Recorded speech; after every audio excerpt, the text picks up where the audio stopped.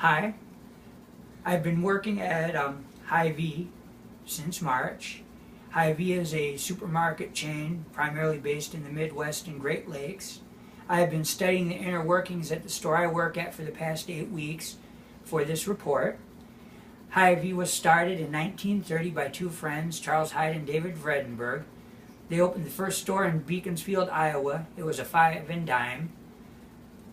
The main focus, the main objective they hoped to achieve was to bring their customers the best quality product at the best value and offer the best customer service around.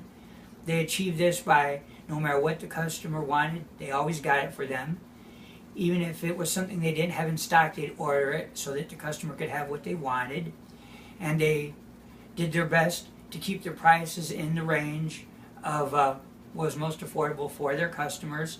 If the customer said they could get an item for less money somewhere else, then Charles and David would match the price and keep the customer happy, so that every customer would be a happy customer and a return customer. Some things that differentiate Hy-Vee from other supermarket chains: they get involved in community activities such as blood drives and other charities and sporting events. They show innovation. They're the only chain with an on-site restaurant in each and every store.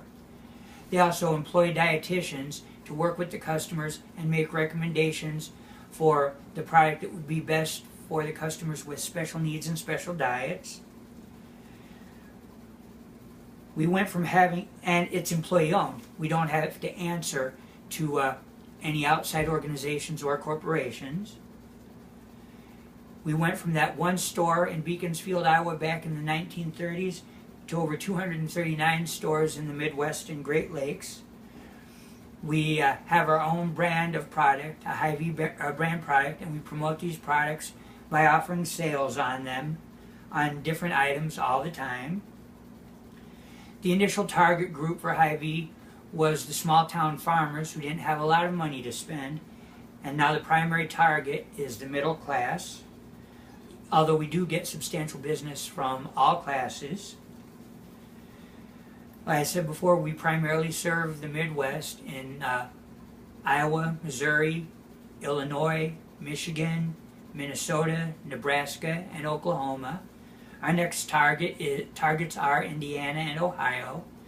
Our goal is to corner the small market, supermarket business throughout the Midwest and Great Lakes. We serve all areas and all classes. We draw a customer from all the classes, even though the primary focus is the middle class.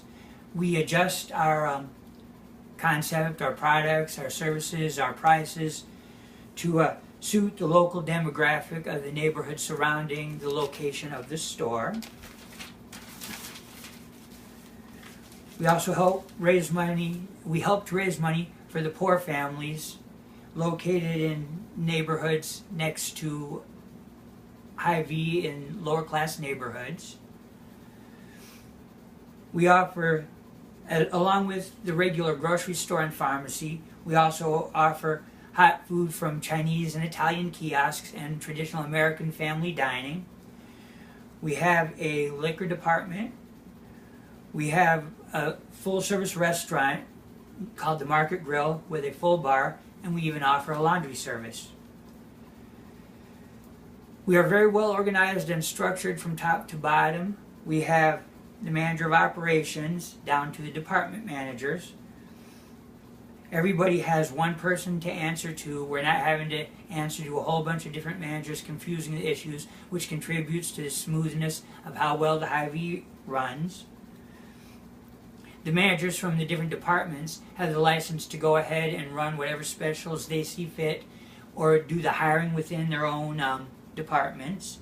They run their own departments, and on some occasions they do have to get permission from the manager of operations, like when it comes to beyond a certain amount of money to run specials and promotions.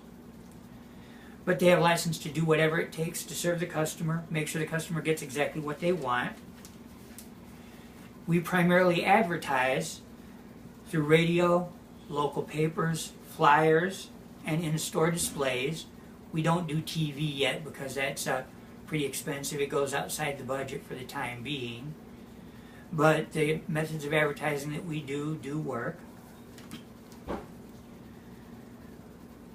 When it comes to hiring and training, we take online applications for 2 weeks, and then we call suitable candidates for interviews.